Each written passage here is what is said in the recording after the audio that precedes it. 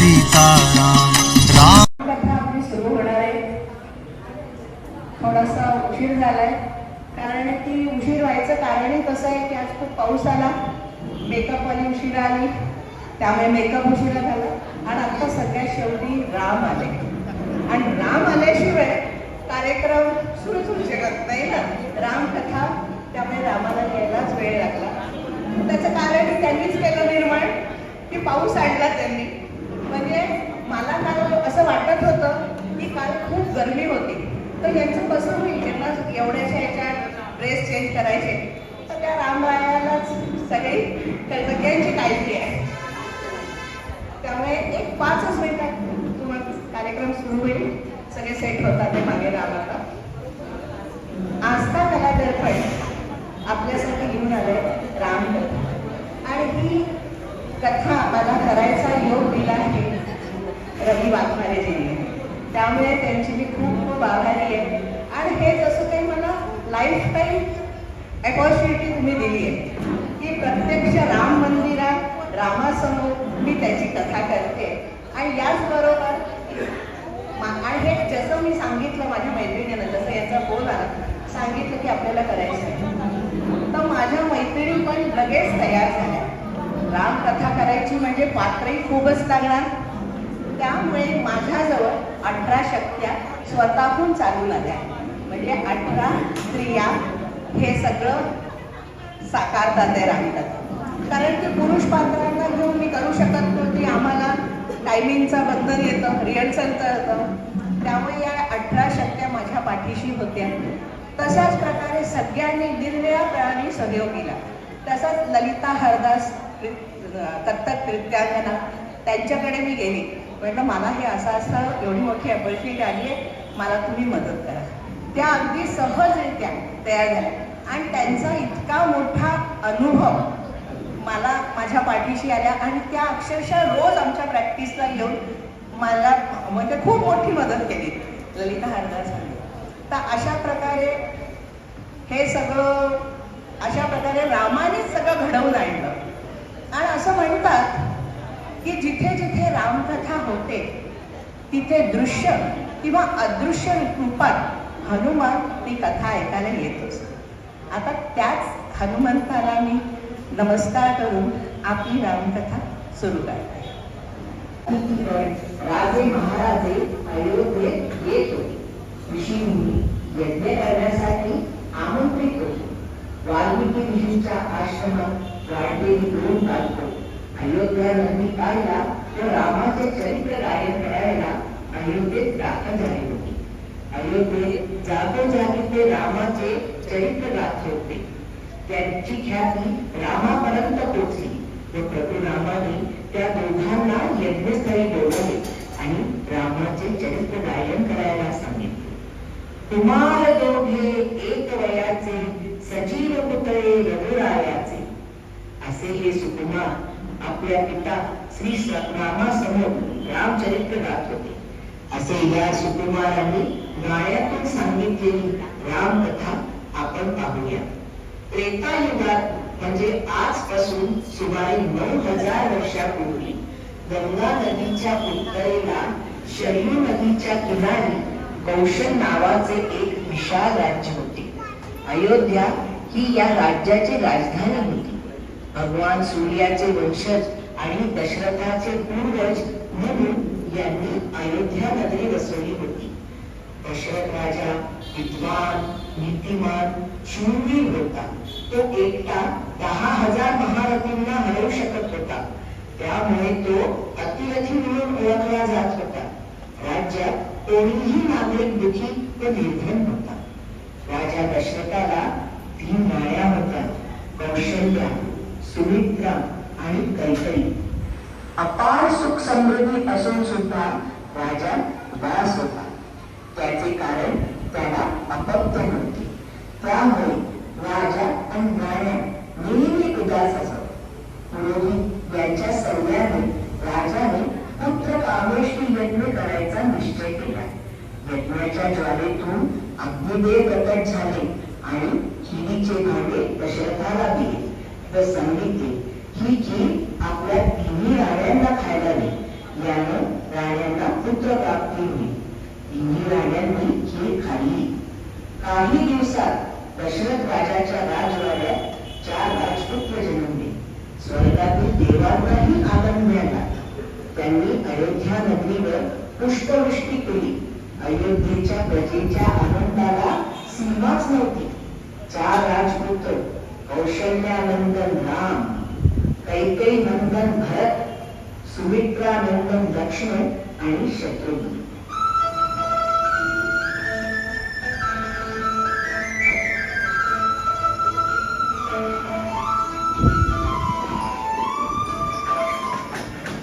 चारही राजपुत्र अत्यंत तेजस्वी आणि सुंदर होते. महर्षी वशिष्ठांनी राजपुत्रावर सुयोग्य संस्कार केले. त्यांना वेदाभ्यासाचे, शास्त्राचे शिक्षण दिले.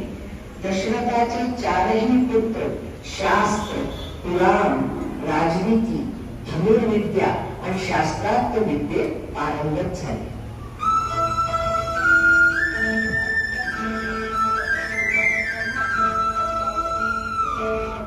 दशरथाच्या राजदरबारात विश्वामित्र ऋषींचे आगमन झाले. ऋषींनी राजाला विनंती केली की तुझा ज्येष्ठ पुत्र मला दे. मी एक यज्ञ करतो आहे. राक्षसराज रावणाचे 2 राक्षस मारीच आणि सुबाहू माझ्या यज्ञात विघ्न आणतात आहे. रामाच्या मदतीने मी यज्ञ पूर्ण करेन. त्यामुळे तुझ्या पुत्राला कीर्ती प्राप्त होईल. महर्षी विश्वामित्र हे राम आणि लक्ष्मणाला घेऊन शैल नदीच्या काठाकाठाने निघाले.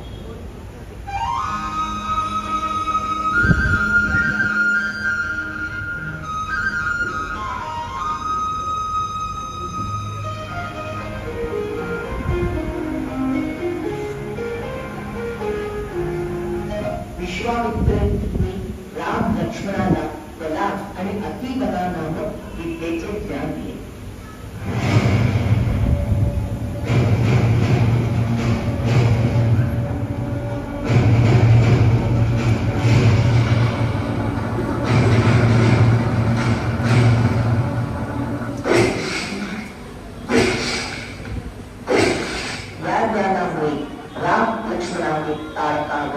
सुबाहूचा वध केला आणि मारीचला मूर्छित केले. विश्वामित्राचे यज्ञ पूर्ण झाले. महर्षी विश्वामित्र राम लक्ष्मणाला म्हणाले, मिथिला नगरीचा राजा जनक हा धनुष्य यज्ञ करतो. आम्हाला यज्ञासाठी जायचे आहे. तुम्ही दोघे पण आमच्या बरोबर चला.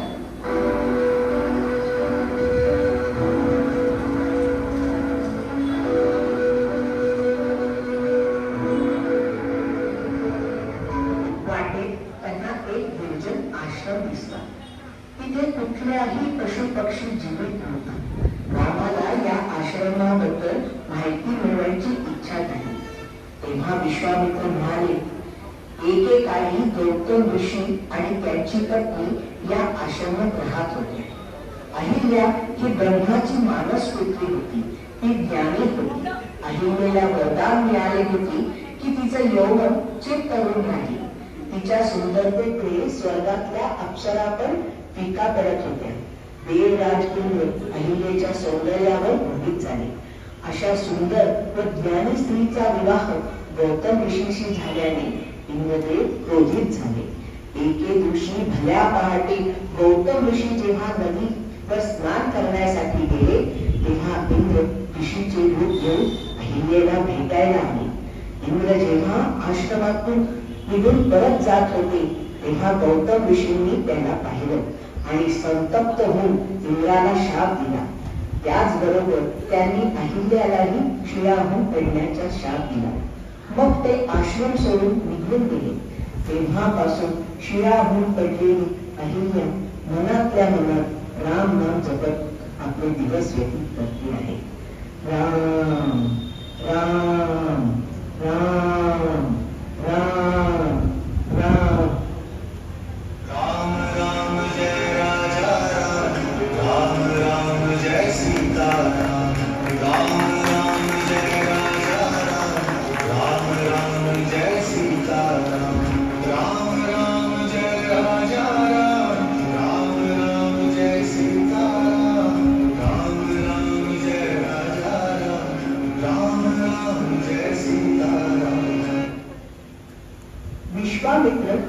लक्ष्मणासह मिथिलेत पोचले.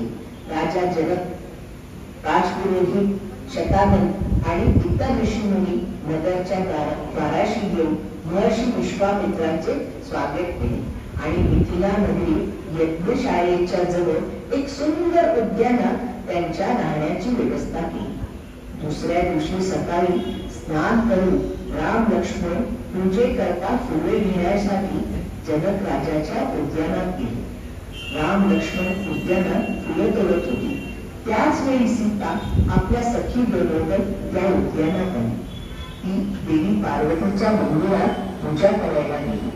सीतेने भक्तिभावाने देवी पार्वतीची पूजा करून आपल्याला अनुरूप असा देखणा पती लाभावा असे वरदान मागितले. एवढ्यात एक सखी तिला येऊन म्हणाली, दोन राजपुत्र आपल्या उद्यानात फुलं तोडतात आहे.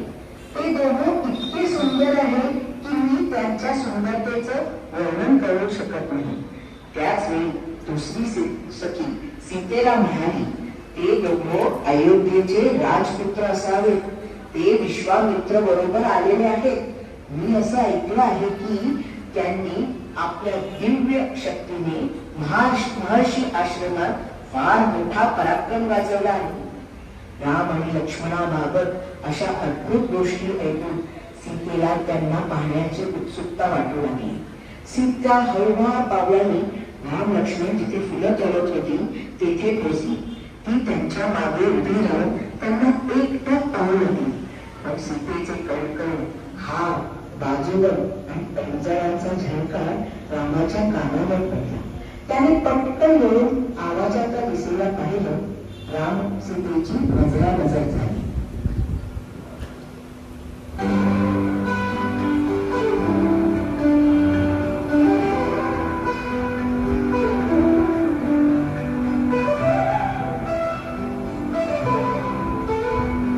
काही क्षणातच राम खानावर येत लक्ष्मणाला म्हणाले, ही मिथिला नरेश जनक यांची कन्या सीता आहे. तिचा स्वयंवरासाठी जनक राजाने धनुष्य यज्ञ आयोजित केले आहे.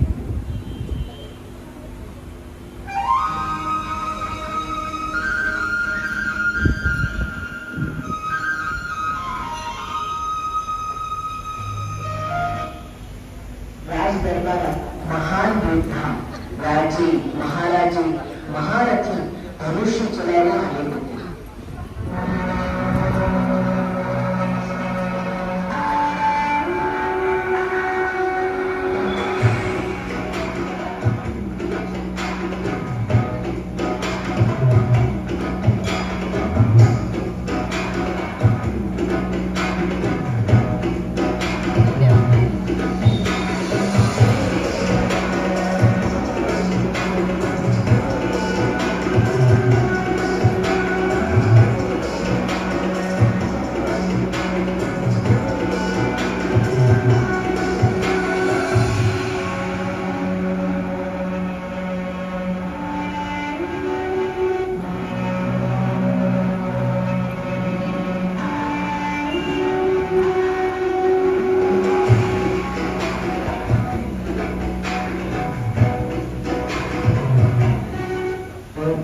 कोणीही तो धनुष उचलू शकला नाही.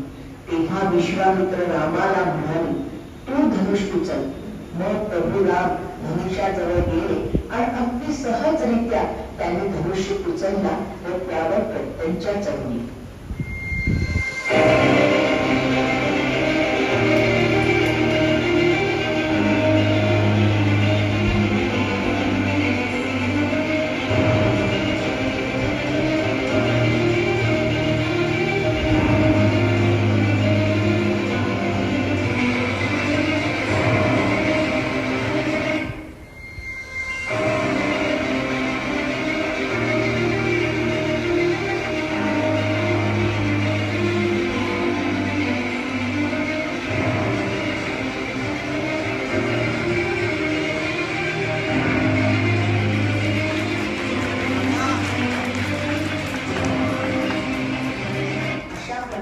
सीतेचे स्वयंवर झाले. रामाचा सीतेबरोबर, लक्ष्मणाचा उर्मिणी बरोबर, भरताचा मांडवी बरोबर आणि शत्रुघ्नाचा शतकृती बरोबर विवाह झाला. राम राम जय राजा राम, राम राम जय सीता राम, राम राम जय राजा राम, राम राम जय सीता राम, राम राम जय राजा राम. समृद्धी वृद्धिगत होण्याची भरत शत्रुघ्न आजही गेले होते. तिथे ते खूप आनंदी होते. दशरथ राजा आता वृद्ध झाला होता. त्यामुळे त्याने रामाला अयोध्येचा युवराज म्हणून राज्याभिषेक करायचे नक्की केले. एका बाजूला रामाच्या राज्याभिषेकाची तयारी सुरू होती, तर दुसऱ्या बाजूला विधी देखील काही वेगळेच होते.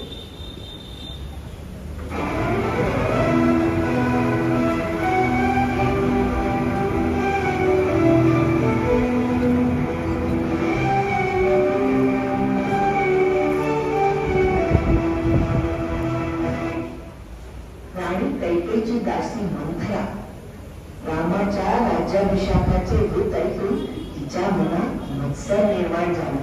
मंथरा कैकेयीला म्हणाली, राजाने तुमच्या पुत्राला म्हणजे भरताला आजोळी पाठवून दिलं.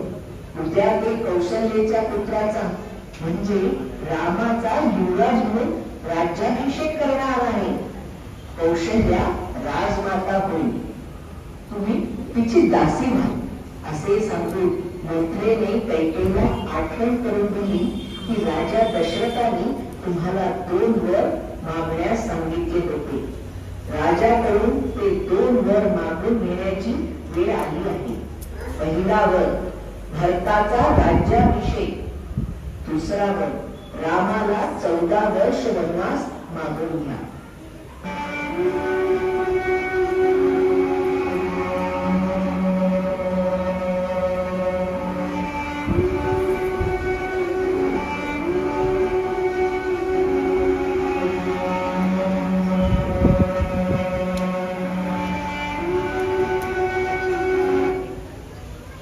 दशरथाने रामाची शपथ घेऊन वचन दिल्यावर कैकेयीने आपल्या 2 वराची मागणी केली. पहिला वर भरताचा राज्याभिषेक, दुसरा वर रामाला 14 वर्ष वनवास. हे ऐकून दशरथावर लज्जाघात झाला.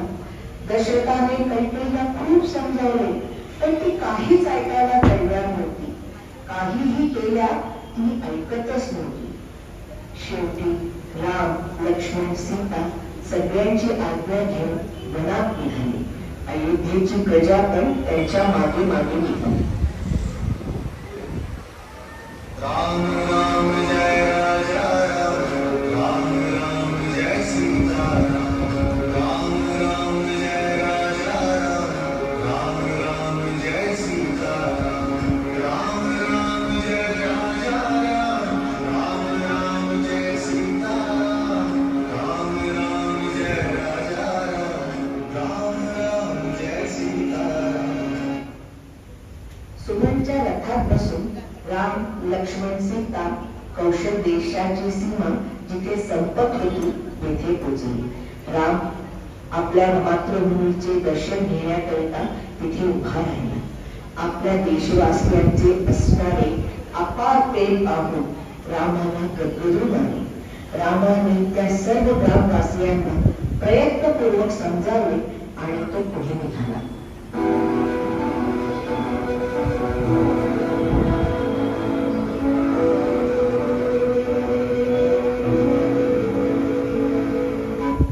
निषादराजने रामाचे स्वागत केले. रामाने निषाद राजाला मोठ्या प्रेमाने आलिंगन दिले. राम, लक्ष्मण आणि सीतेला गंगेच्या दुसऱ्या किनाऱ्याला जायचे होते. त्यासाठी निषाद राजाने आपली नौका आणि नावाडी केवळ रामाच्या भिंतीला दिली.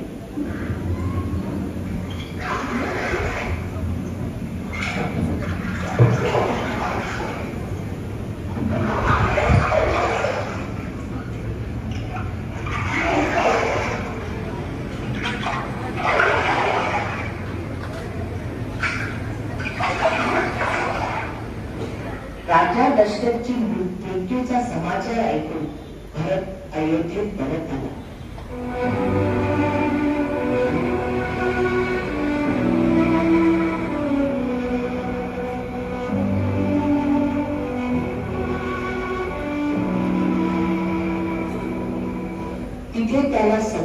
वृत्तांत पाहिला.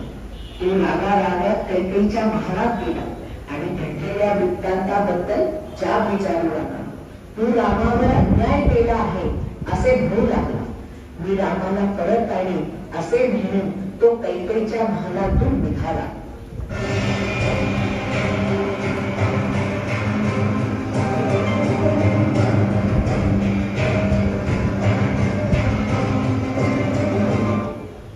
भरत आपले मंत्रीगण, चतुरंगी सेना आणि आपल्या मात्यांसह चित्रकूटकडे रवाना झाला. भरताच्या सेनेच्या आगमनाने चित्रकूट परिसरात खळबळ माजली. अयोध्येची चतुरंगी सेना आणि भरत लक्ष्मणाच्या दृष्टीस पडली. लक्ष्मण धनुष्यबाण उचलून म्हणाला, दादा, भरत अयोध्येची सेना घेऊन याच दिशेने येत आहे. मला वाटतंय की तो आपल्याला या वनातली सुखाने जगू देणार नाही. मी या पापाचा वध करून कैकेयी आणि मंत्रेला यमसंताप पाठवेन, तेव्हाच मला शांती मिळेल. क्रोधित लक्ष्मणाला शांत करत राम म्हणाले, अरे लक्ष्मणा, वीर आणि बुद्धिमान पुरुषांनी नेहमी धीर धरला पाहिजे. भरत एक धर्मात्मा पुरुष आहे. तो युद्ध करायला नाही, मला भेटायला येत आहे. भरतने धावतच येऊन रामाच्या चरणावर डोके ठेवले आणि दशरथाच्या मृत्यूचा समाचार दिला.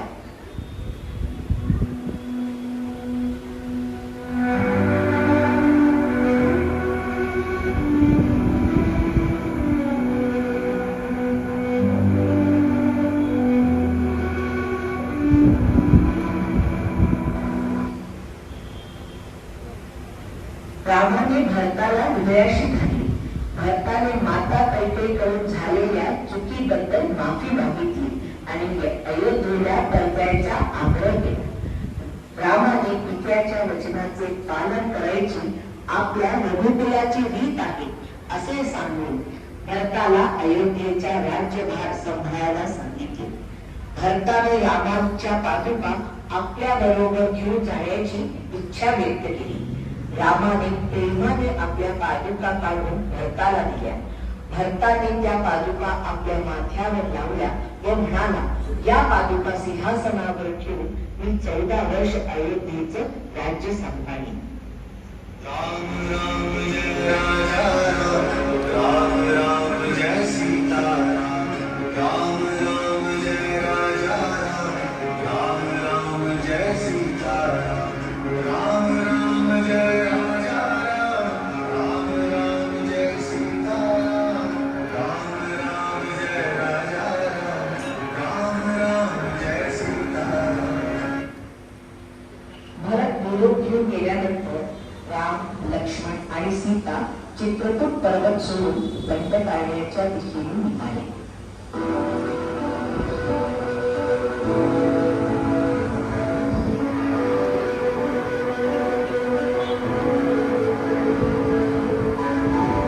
वाटेत काही काळ ते महर्षी अत्रि आणि माता अनुसूया यांच्या आश्रमात थांबले. सीतेने अनुसूयेला नमस्कार केला. अनुसूया सीतेला पाहून प्रसन्न झाली. अनुसूयेने सीतेला कधीही न मिळणारी तसेच कधीही नष्ट न होणारी दिव्य वस्त्र आणि आभूषण दिले आणि सीतेला पवित्रतेबद्दल ज्ञान दिले आणि म्हणाली, येणाऱ्या युगांमध्ये लोक तुझं नाव घेऊन पवित्रता धर्माचे पालन करतील. राम राम जय राजा राम, राम जय सीता राम, राम राम जय राजा राम, राम जय सीता राम, राम राम जय राजा राम, राम जय सीता राम, राम राम जय राजा राम, राम जय सीता राम. राम, लक्ष्मण, सीता पंचवटीत पोहोचले.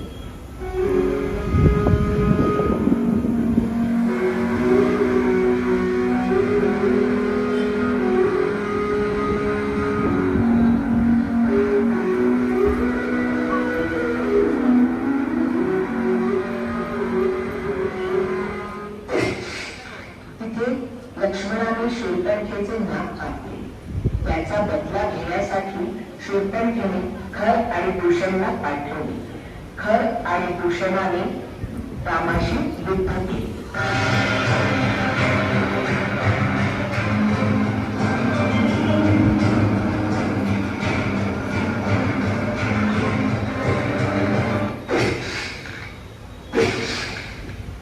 पण या युद्धात रामाने खर आणि दूषणाला ठार केले.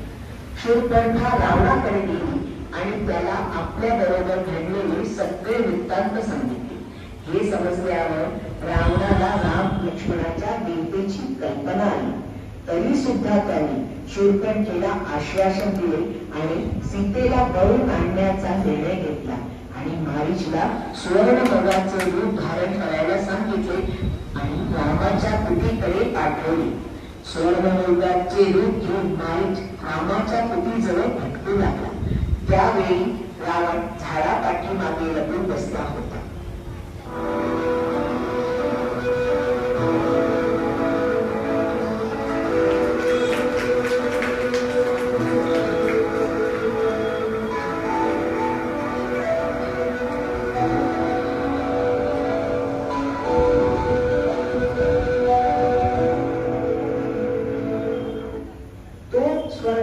सीतेच्या दृष्टीस पडला. ती रामाला म्हणाली, हे प्रभू, काहीही करा, माझ्यासाठी हा सुंदर स्वर्णमुख आपण पकडून आणा. रामाला त्या मुलाबाबतीत शंका निर्माण झाली, पण सीतेने हट्टच धरला. त्यामुळे सीतेच्या रक्षणाची जबाबदारी लक्ष्मणावर सोपवून राम त्या मुलाला पकडण्यासाठी निघाला. राम मुलाचा पाठलाग करू लागला आणि त्या मुलावर रामाने बाण सोडला. तो बाण मृगाच्या मृगस्थानी लागला, त्यामुळे तो घायाळून जमिनीवर पोहोचला. आता त्याचे खरे रूप प्रकट झाले. तो रामाच्या आवाजात ओरडला, हे लक्ष्मणा, हे सीते. त्यानंतर त्याने प्राण सोडले. रामाच्या आवाजातून मारीचा धावा ऐकून सीता चिंताक्रांत झाली. ती लक्ष्मणाला म्हणाली, मला वाटते की आर्यपुत्र कोणत्या तरी संकटात सापडले आहे. तुम्ही लगेच त्यांच्या मदतीसाठी जावा. लक्ष्मण सीतेला म्हणाला, माता, आपण अजिबात काळजी करू नका. राम कोणत्याही संकटाला समर्थपणे तोंड देऊ शकतो. सीतेने परत लक्ष्मणाला रामाच्या मदतीसाठी जाण्याचा आग्रह केला. शेवटी लक्ष्मणाने आपल्या हातातून बाण काढला. त्याने त्या बाणाने कुटीभोवती जमिनीवर एक पेशाळ काढली आणि सीतेला दाखवत म्हणाला, माते, जोपर्यंत मी रामाला घेऊन परत येत नाही तोपर्यंत काहीही झालं तरी ही रेषा ओलांडून बाहेर जाऊ नका. लक्ष्मण दृष्टीपथातून निघून जाताच झाडीत लपलेला रावण बाहेर आला आणि लक्ष्मण रेषा काढू लागला. कुटी समोर येऊन, माते, या साधूला भिक्षा द्या. ओम भवती भिक्षां देहि, ओम भवती भिक्षां देहि, ओम भवती भिक्षां देहि असे म्हणू लागले. कुटीमध्ये जाऊन सीतेने कंद मिळत आणि फळं आणली व लक्ष्मण रेषेच्या आत उभे राहून सीतेने त्या साधू पुरुषाला आपले पात्र पुढे करायची विनंती केली. रावण रागवत सीतेला म्हणाला, मैया, तुला माझा अपमान का करायचा आहे? सीता म्हणाली, माझे स्वामी बाहेर गेले आहेत आणि पुत्राचे बंधू लक्ष्मण यांना शोधायला वनात गेले आहे. मी या रेषेच्या बाहेर येऊ शकत नाही. यावर रावण तिथून जाण्याचे नाटक करीत म्हणाला, जा, मला तुझी भिक्षा नको. हे ऐकून सीतेने घाबरत लक्ष्मण रेषेत बाहेर पाऊल टाकले. रावणाने एकही क्षण फुकट न घालवता सीतेला उचलून रथात बसवले आणि आकाशमार्गे लंकेला निघाला.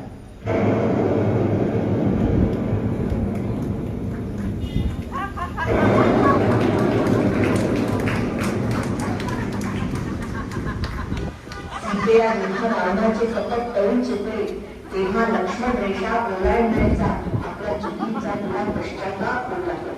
सीता जोर जोराने राम लक्ष्मणाचा धावा करू लागली.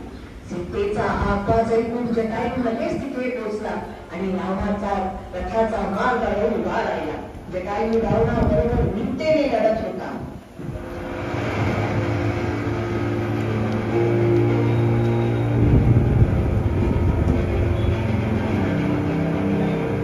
त्याने रावणाचे कवच आणि धनुष्यमान तोडून टाकले. अखेर रावणाने आपल्या आपल्या तलवारीने जटायूचे पंख कापून टाकले. जटायू असहाय्य होऊन जमिनीवर कोसळला. वाटेत एका पर्वत शिखरावर काही माकडे बसली होती. त्यांनी सीतेला आपली आभूषणे उतरवून खाली टाकताना पाहिले.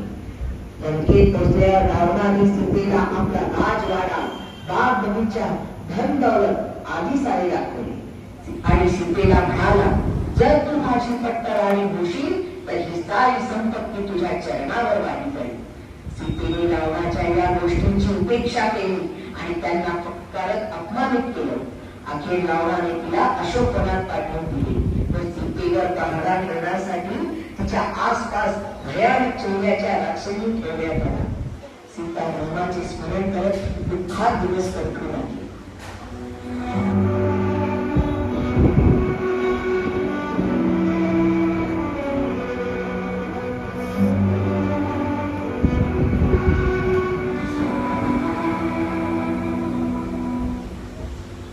राम आणि लक्ष्मण सीतेच्या नावाने मोठमोठ्याने हाका मारत चोहीकडे तिला शोधून लागले.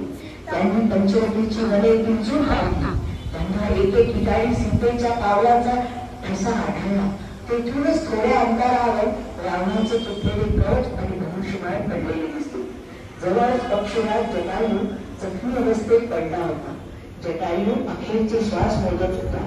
तो रामाला म्हणाला, रावण सीतेला पळून घेऊन गेला आहे. मी त्याला हरवायचा खूप प्रयत्न केला पण मी असहाय्य झालो. रावण येथून दक्षिण दिशेला गेला आहे. तुम्ही त्याच दिशेने जाऊन सीतेचा शोध घ्यावा.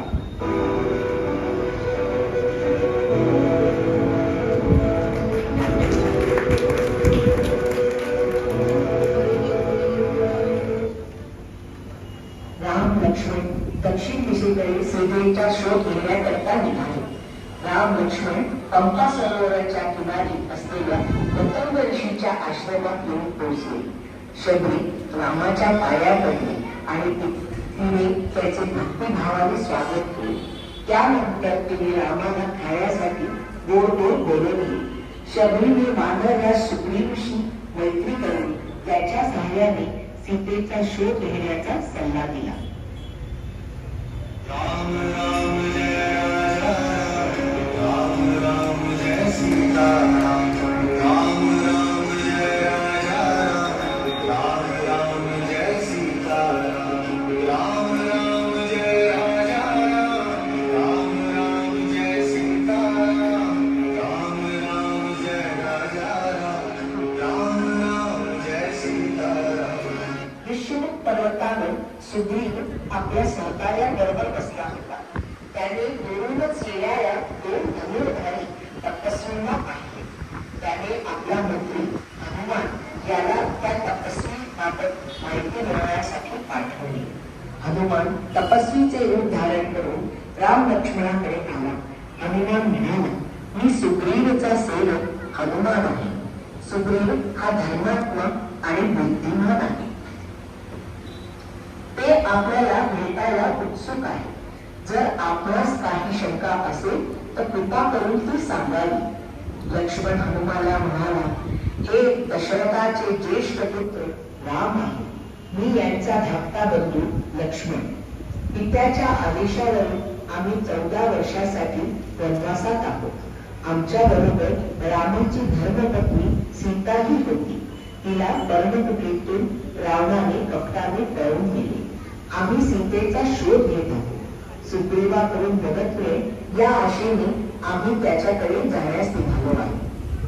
राम लक्ष्मण सुग्रीवाला भेटले. राम आणि सुग्रीवाने अग्निसमक्ष आजीवन मैत्रीची प्रतिज्ञा केली. सुग्रीवाने रामाच्या सहाय्याने बालीला युद्धासाठी आमंत्रित केले.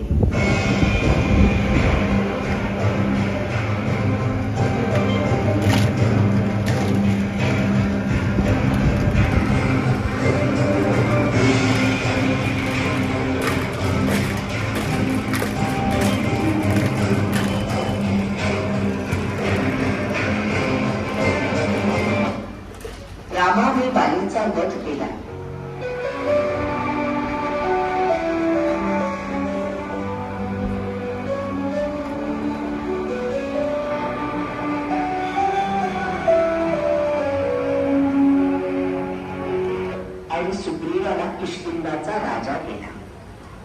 इंद्राने सीतेचा शोध घेण्यासाठी आपली वानर सेना दक्षिण दिशेला पाठवली. रामाने हनुमानाला जवळ बोलवले आणि त्याला आपली अंगठी देत म्हणाले, माझे मन चालतंय की सीतेला शोधण्यात तू यशस्वी होशील. तू सीतेला ही अंगठी दे, म्हणजे मीच तुला पाठवले आहे याची खात्री पटेल. माझं दुःख पण तिला सांग. वानर सेना समुद्र तीराने चालत दक्षिण दिशेपुढे गेली. तिथून 100 योजन दूर लंका नगरी होती. लंकेत जाण्यासाठी समुद्र पार करावा लागला होता. जांबवंत हनुमानाला म्हणाले, हे अंजनी सुता, तुझी शक्ती, तुझी बुद्धी आणि चातुर्य अद्वितीय आहे. तूच हा समुद्र पार करू शकतो. राम राम जय राजा राम, राम राम जय सीता राम, राम राम जय राजा राम, राम राम जय सीता राम, राम राम जय राजा राम, राम राम जय सीता राम, राम राम जय राजा राम, राम राम जय सीता राम. अशोकवनात हनुमानाला सीता दिसली.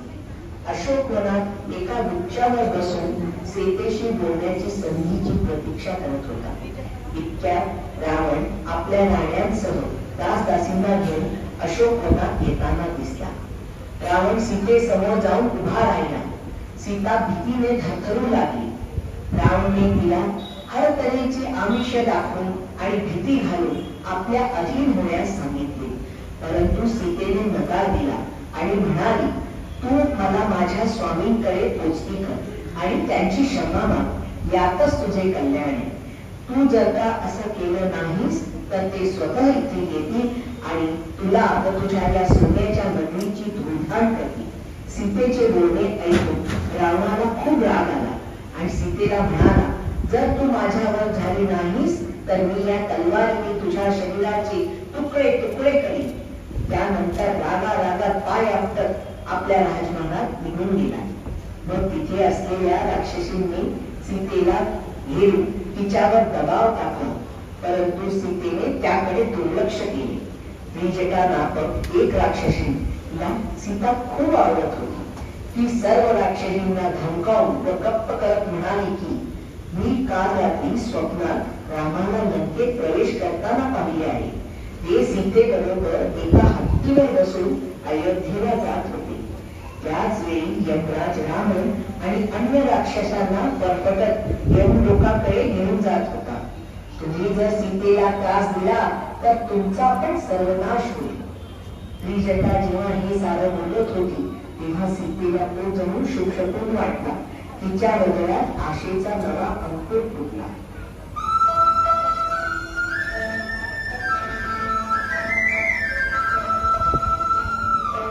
हनुमानाने सीतेला रामाची अंगठी दिली व प्रभू तुला सोडवायला लवकरच येतील असे आश्वासन दिले. सीतेची भेट झाल्यानंतर हनुमानाने शत्रूला आपली शक्ती दाखवायचा आणि त्याची शक्ती पारखायचा निर्णय घेतला. हनुमानाने अशोकवनात धुमाकूळ घालायला सुरुवात केली. तिथली मोठमोठी वृक्षे उपटून टाकली. अशोकवनातील रक्षकांनी रावणाला अशोकवनाच्या दुर्दशेची माहिती देऊन हनुमानाबाबत तक्रार केली.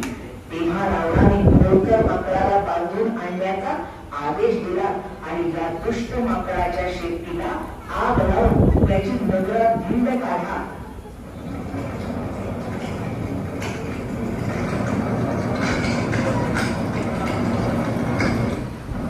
सैनिकांनी हनुमानाच्या शेपटीला आग लावून दिली. हनुमानाने पुऱ्या भारत संपूर्ण लंका नगरीला अग्नीच्या स्वाधीन केलं. संपूर्ण लंका नगरी अग्नीच्या ज्वाळा भटकत होत्या. हनुमानाने आपल्या पराक्रमाने लंकेत हाहाकार उडवला.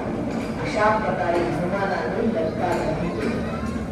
राम राम जय राजा राम, राम राम जय सीता राम, राम राम जय राजा राम, राम राम जय सीता राम, राम राम जय राजा राम, राम राम जय सीता राम, राम राम जय राजा राम, राम राम जय सीता राम. राम आणि सुग्रीवाचा जय जयकार करत हनुमान महेंद्र पर्वतावर उतरला. रामाने हनुमानाला स्नेहभराने आलिंगन दिले. हनुमानाने रामाला सीतेचा निरोप दिला. रामाला सुग्रीवने आपल्या सेनेला कूच करण्यासाठी तयार होण्याचा आदेश दिला. सेनापती मी सेनेच्या अग्रभागी चालत होता. राम, लक्ष्मण, सुग्रीव व हनुमान अंगद मध्यभागी चालत होते. जांबवन आणि हनुमान सर्वात मागे होते. समुद्र कसा पार करावा ही समस्या रामापुढे ठरली.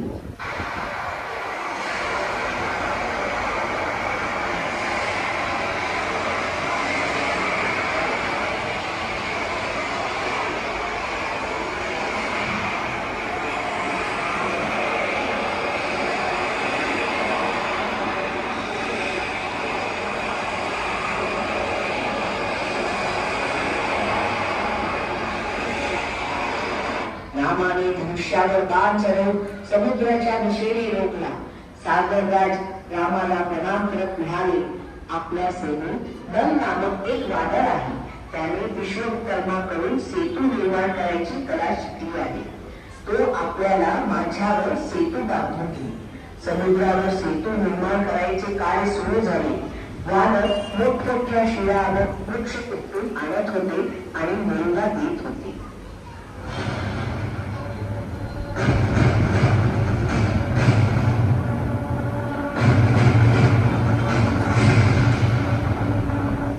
अशा प्रकारे समुद्राच्या या किनाऱ्यापासून त्या किनाऱ्यावरील सुवेल पर्वतापर्यंत 100 योजन लांबीचा सेतू तयार झाला.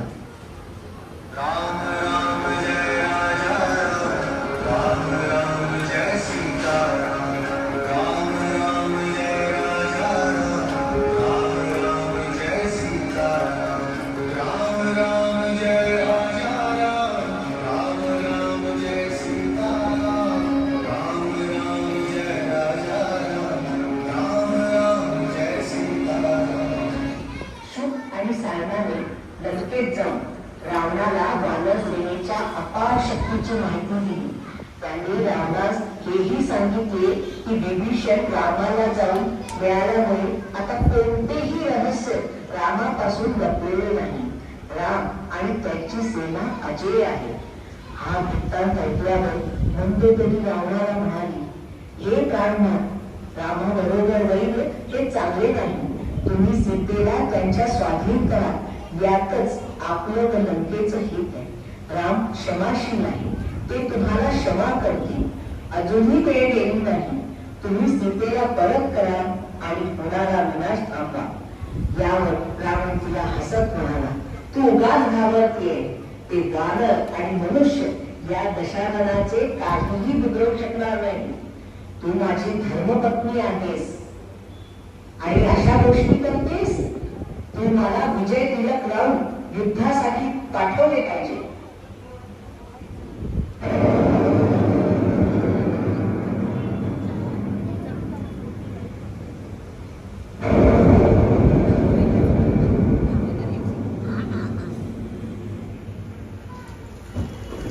जांबुवानाच्या निवेदनावरून रामाने अंगदला दूत म्हणून रावणाकडे पाठवला.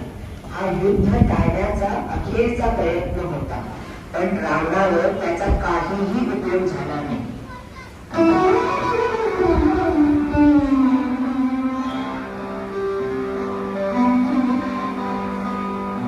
रामाचा आदेश मिळताच वानर सेनेने राम, लक्ष्मण आणि सुग्रीवाचा जय जयकार करत लंकेच्या तटबंदीवर हल्ला चढवला.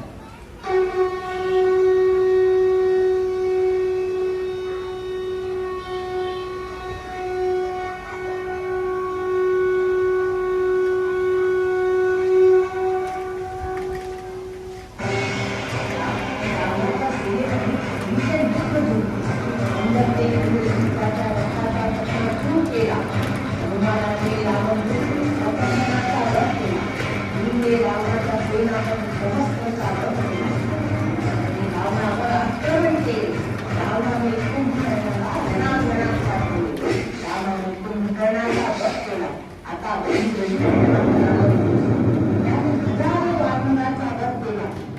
इंद्रजित ब्रह्मास्त्राचा प्रयोग करून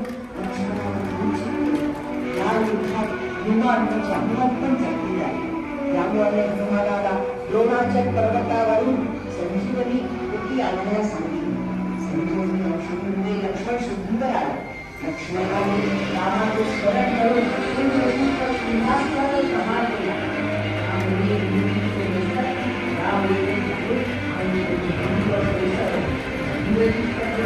समाचार ऐकून रावण रामामध्ये भीषण दुःख झाला.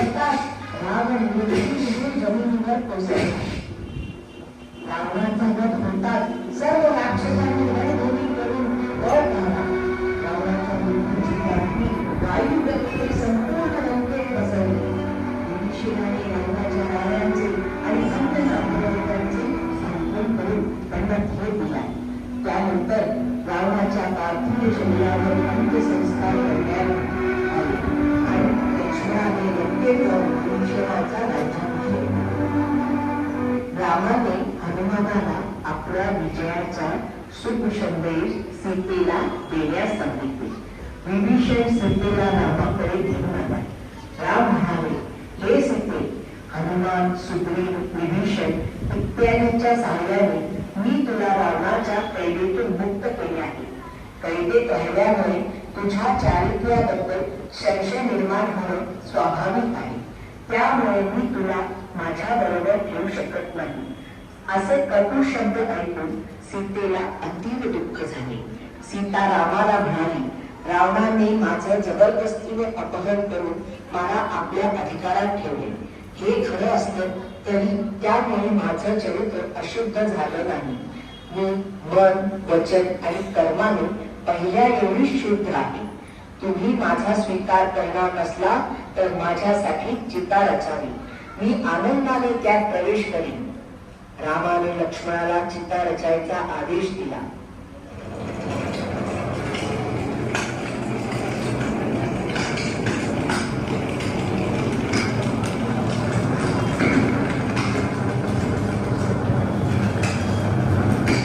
ब्रह्मदेव रामाला म्हणाले, नारायणा, आपण दुष्ट रावणाचा संहार करण्यासाठी मानवाच्या रूपात अवतार घेतला आहे. सीता साक्षात लक्ष्मी आहे. तिचा सन्मानाने स्वीकार करावा. राम सीतेचा स्वीकार करत म्हणाले, मला तुझ्या शुद्धते आणि पवित्रतेबद्दल किंवा पण शंका नाही. परंतु जनसामान्याच्या मनात तुझ्या चरित्राविषयी शंका लागू नये म्हणून मला तुझी अग्निपरीक्षा करावी लागेल. आता तुझे चरित्र सामान्य लोकांच्या दृष्टीने नेहमी पूजनीय राहील. राम राम जय राजा राम राम जय सीताराम राम राम जय राजा राम राम जय सीताराम राम राम जय राजा राम राम जय सीताराम राम राम जय राजा राम राम जय सीताराम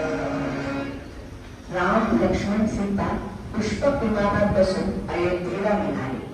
निषाद राजाने हनुमानाला रामाच्या आगमनाची वार्ता देण्याकरिता भरताकडे रवाना केला. रामाच्या आगमनाची वार्ता ऐकून भरताला फार आनंद झाला. भरत आणि शत्रुघ्न रामाच्या स्वागताच्या तयारीला लागले.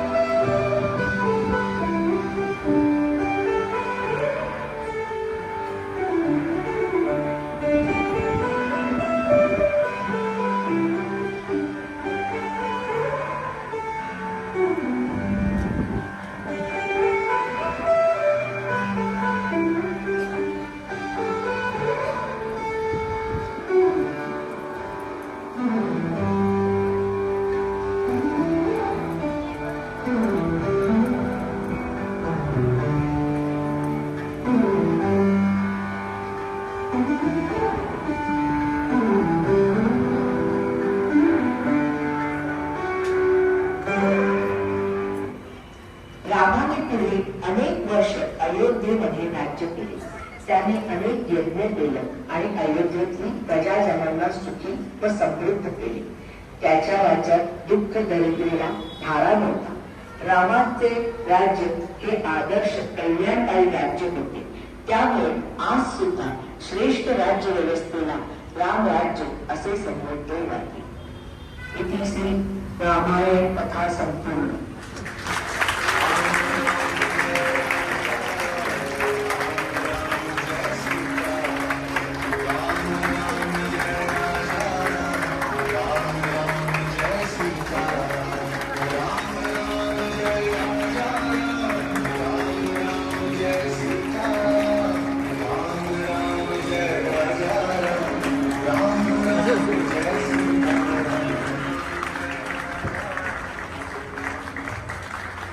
धन्यवाद.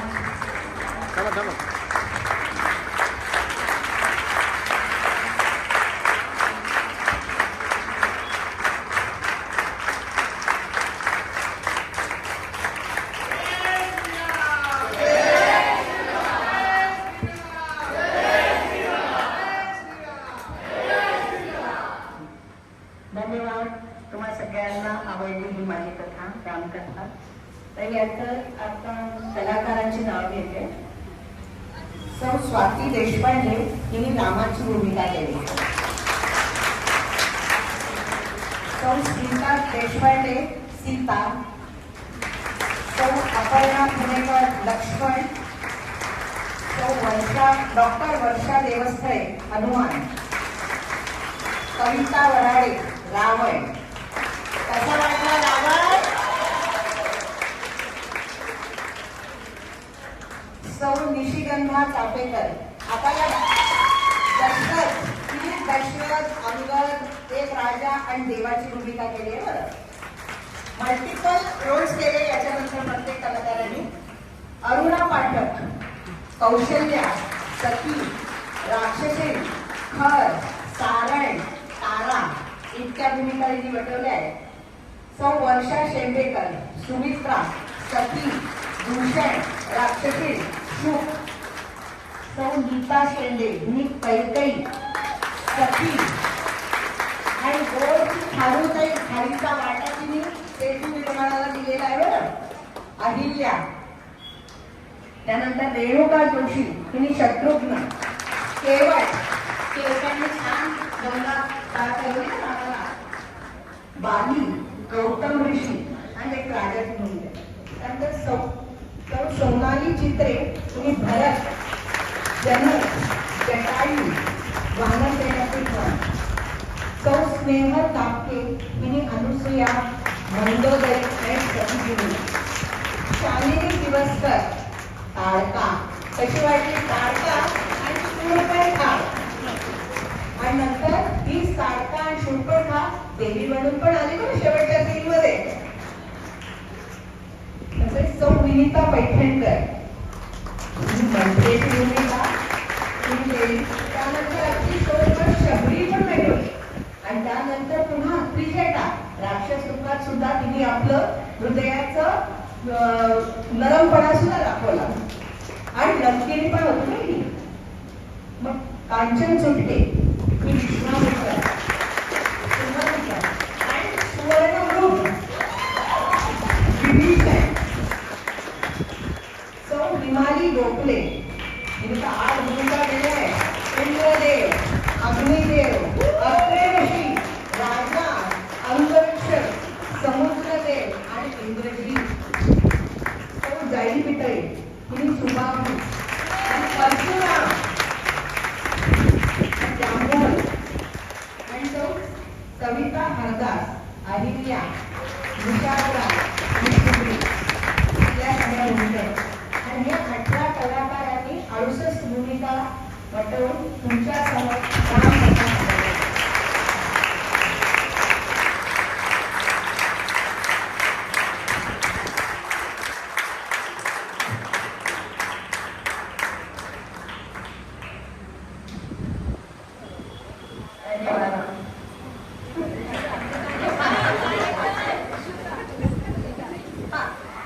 आणि सगळ्यात या सगळ्यांना ऍक्शन द्यायचं काम केलं आहे जे मी आधीच त्यांचं नाव घेतलं होतं, ललिता हरदास यांनी या सगळ्या माझ्या कामामध्ये महत्त्वाची भूमिका केली.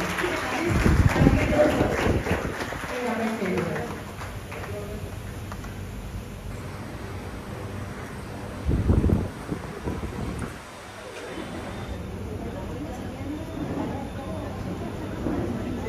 आणि आम्ही 1 महिन्यात प्रॅक्टिस करून हे तुमच्या समोर साकारलंय बरं. मागच्या 10 मार्चपासून प्रॅक्टिस केली आणि 9 पहिला प्रयोग केला.